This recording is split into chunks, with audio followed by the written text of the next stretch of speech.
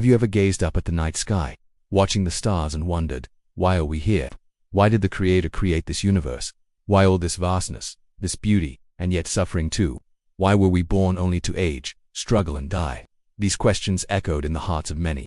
Spiritual masters across time have reflected on this. Today, in this video, let's explore the deepest answers, not from blind belief, but from direct realization. Let's look at why did the Creator create this universe from the perspectives of Vedanta, Yoga, Bhakti, and Mysticism. The first perspective comes from Vedanta, the path of non-duality. Vedanta says the universe is Lila, a divine play. The Creator, called Brahman, is infinite, perfect and complete. It lacks nothing. So why would it create anything? That's the beauty of it.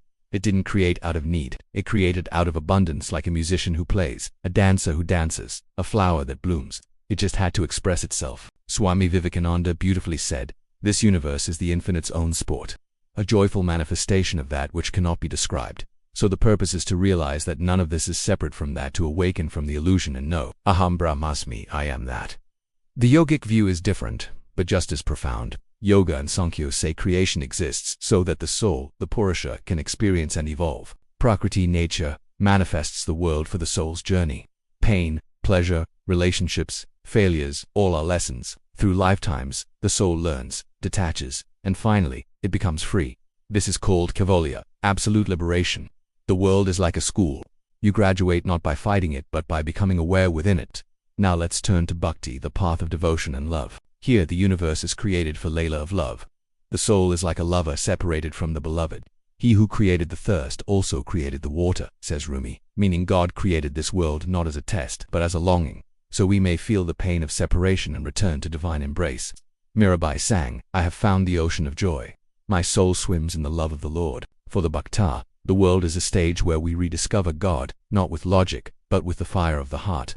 Finally, let's explore Tantra. Tantra says everything is divine. Nothing is outside the sacred. Shiva, pure consciousness, Shakti, dynamic energy, together they dance. From stillness to movement, from one to many, everything arises. Why was the universe created? Because consciousness wanted to experience itself, through form, through pleasure, through pain, through all the myriad experiences life offers. Tantra asks, what you are seeking is already seeking you through every breath, every sensation, every thought. Tantra does not reject the world, it transforms it. Every act becomes a doorway to awakening. Now, the mystics, when asked, why did the Creator create all this, they smile. Ramana Maharshi might say, first find out who is asking the question. Nisargadatta Maharaj sighed, the world appears when you forget your true self. It disappears when you remember it.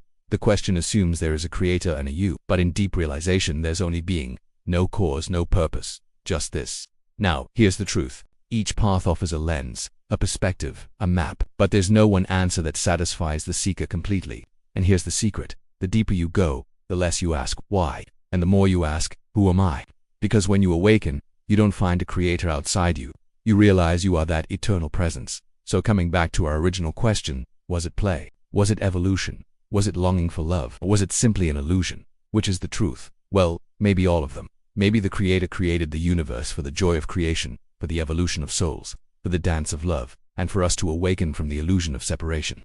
In the end, the purpose of creation may just be to wake up, waking up to life, waking up to love, waking up to truth, and ultimately, waking up to ourselves. You see, the universe is vast and mysterious.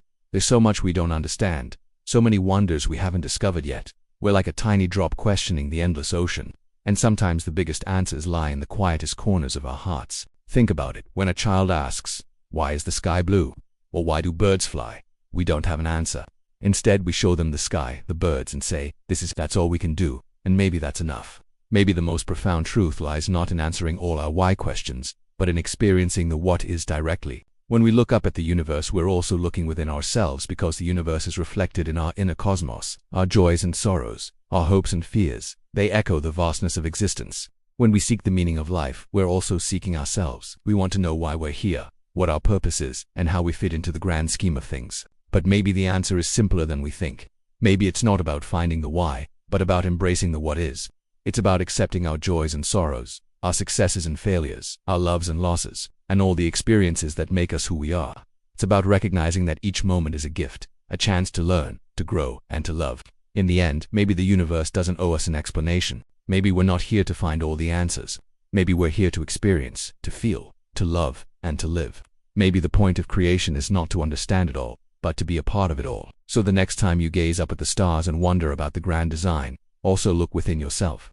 In the depths of your being, you'll find the answers you seek. You'll find the meaning of life, not in the vastness of the universe, but in the quiet stillness of your own heart. And with that wisdom, my friends, let's bring this video to a close. If this touched your heart, if it resonated with your soul, give it a thumbs up and share it with others who might find solace in these words. And if you haven't already, subscribe to our channel and join our community of seekers and find more videos from the ancient masters.